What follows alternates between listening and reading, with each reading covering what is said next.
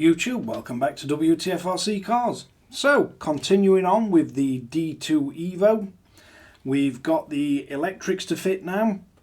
So we will be running a 23 tooth pinion. This is one of the X-ray ones. We're running the 5.5 turn Hobbywing motor. We've got the sensor wire to fit in. We've got the XR10 Pro Elite ESC with the cap pack, and we've already got the D3530 HBMX programmable Wtf Rc steering servo fitted, and I will drop links to everything below where I got it from. The speed controller and the car is all from RD Models, and I've got a link for the actual servo. But let's bring in for a close-up look and see how this goes. Alright, so receiver wise I'm going to go with the FlySky INR4GYB just cause I've got one of them kicking around and it's really small and should fit down here nicely. So first off, motor. Now we're going to have to fit this in from that side. And I'm going to want it with the battery terminals or motor terminals facing upwards.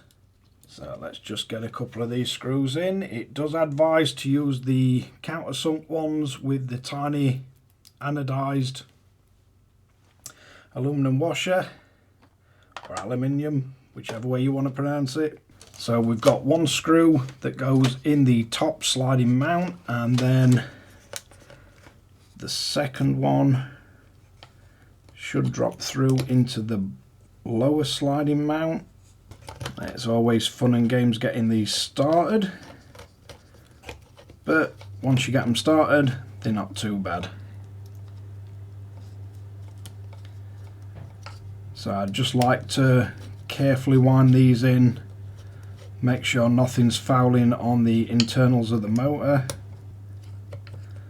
So we'll leave them slightly loose. Then we're going to put his pinion on.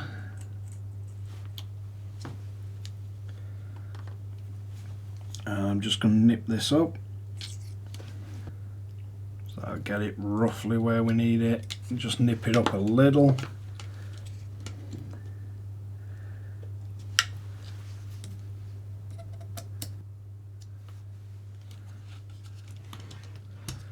And then it's just fun and games getting the meshing to where you want it. Now there's a whole number of different ways you can do this, but basically I like to get the meshing somewhere near, then line his pinion up.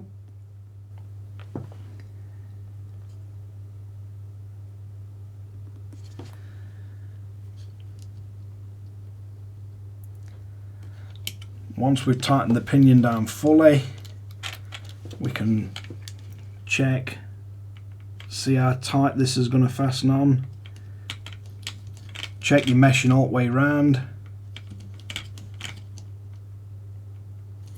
because we want slight movement, but we don't want the motor that far away that it's going to shear his teeth off. Then you just tighten up the top and bottom bolt. The MIP ball drivers will be a hell of a lot of use for setting this up. But once we've got the motor and the pinion in, we then need to decide where his electronics are going. Maybe we're going to be better just switching them over and going that way round, because then it's keeping the weight more centralized. I can still get to me programming button and everything, and then I can still get to my receiver and run the cable up for the antenna. But choices. I do want enough room to loop the wires over so I can get the battery in and out easy, but the way these fasten in, it is easy to just pop the battery up and out. You have got a cutout in the bottom at chassis, so you could potentially take your sensor wire down the bottom and under the battery, so that's also an option. But then if you tape the wire down or anything to stop the battery rubbing on it, you've then got to remove that tape if you want to get the sensor wire out. It does look tidy that way, but it can sometimes be a bit of a pain and you can get the battery rubbing on it. So I think for me, I'm just going to take it over the top. I've already got all the motor wires going over there anyway, so one more sensor wire is not going to make that much difference. And then I'll just bring my sensor wires probably from the inside just to keep them tidy. I don't think it'd look as nice curving in from outside, so I'll probably bring all these in and then just curve them to the actual motor. So let's get these stuck into place and then we can see about doing some soldering. Right, so that is the layout I've decided to go for.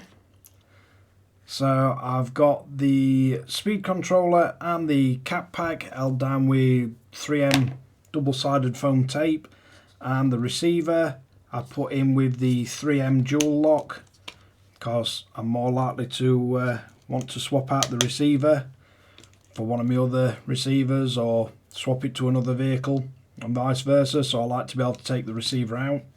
And then all I'll do is cut a tiny bit of this 3M dual lock tape, stick it on top at servo, and that'll be where the transponder lives.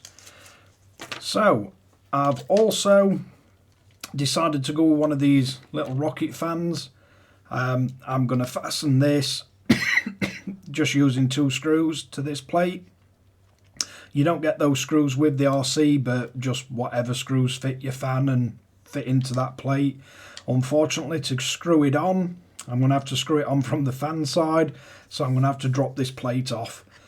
I shall get the wires soldered on now. I'm going to take them down that way, and then I'll just branch the power cables off. So that'll be that one and that one. I'll just branch them off so they can come down here, and depending on which battery I run, it's handy to leave them so they can reach both sides, and then just cable tie the entire thing together. So that should keep it really tidy. When you're soldering these on, I'm not going to do a video on it because I've done loads of videos on soldering, but basically just make sure A, B and C go to A, B and C on your motor. That is important with a censored motor. So let's get them soldered on and then see what it looks like. Right, so that's how I've decided to fasten the fan on. I've got some screws where the heads are big enough not to triangle through this, and just put them straight through into the back here, but that's on really solid. So we'll get this reattached, all the soldering's done, and we'll get it put back together. So there we have it, all soldered up. We got the cooling fan fitted, ESC and everything's fitted. I've run out of black cable ties, so that's not good. But basically, we've got loads of airflow being drawn past motor. All his ESC's calibrated. And we've got a steering set up perfect. Really fast servo. So, let's wrap this one up. Right, so all we've got left to do is the wing and the body shell, which attaches with Velcro on these. To be honest, on the 10 scales, it's my preferred way of fastening them on, no messing around with body clips. The general build feels really, really nice. Everything feels very solid. I must admit, there's a good bit of weight in it. I'll have to wait till we get the body shell, the wing and the actual wheels and tyres we're running, but then I will give you a full look at the weight distribution and the overall weight of the vehicle. But it does feel extremely solid. Definitely an issue that I've still got to sort out is the fact that these threads aren't long enough with the standard 5mm X's for the Schumacher wheels that we get over here. So basically the only options I can see is it needs about an extra 2mm, so either drill 2mm out the threads so it goes over, that's one easy option, or a 2mm spacer, or bring the wheels out 2mm, which I don't really want to do. The front ones though, because of the design of the front hubs, they're threaded all the way, so your standard Schumacher wheels and everything will fit perfect on these. They thread down no problem. And you can buy different wheel nuts that have got the threads sort of recessed, so that's also an option. I quite like the look of the stock black ones, so I may just drill them out slightly to make them fit. But there is other wheels available that will fit straight on with slightly wider plastic walls. But overall, really impressed with it. Fantastic build quality. I didn't bother downloading the newer instructions. Maybe I should have, because some of the back part was a little bit sort of hit and miss. But other than that, the actual build, really enjoyed it. Really solid RC. As you can see, it looks absolutely stunning. And this thing feels like a tank. I quite like the sort of the weight balance of it, what it seems like when you pick it up. So don't think, at first I was a little bit apprehensive about putting the 5.5 turn motor in it. Don't think it's going to be an issue. Looking at the weight of the vehicle and how solid it is, I think that's probably going to be the right motor to go with. Obviously all depends on tracks and everything. I have used the suggested 23 tooth pinion, so hopefully if I get any time off work I will be racing this over at Mansfield and possibly some other tracks. It's all set up on the FlySky Noble Pro, and we've got to check the programming setup of the ESC and everything. But there you have it. The basic build is done. Just body shelter paint and race it, basically. But thanks again for watching Wtf Rc Cars. If you like this kind of content, don't forget to like and subscribe, hit the notification bell, share to friends and family, and I'll catch you guys again in the next one.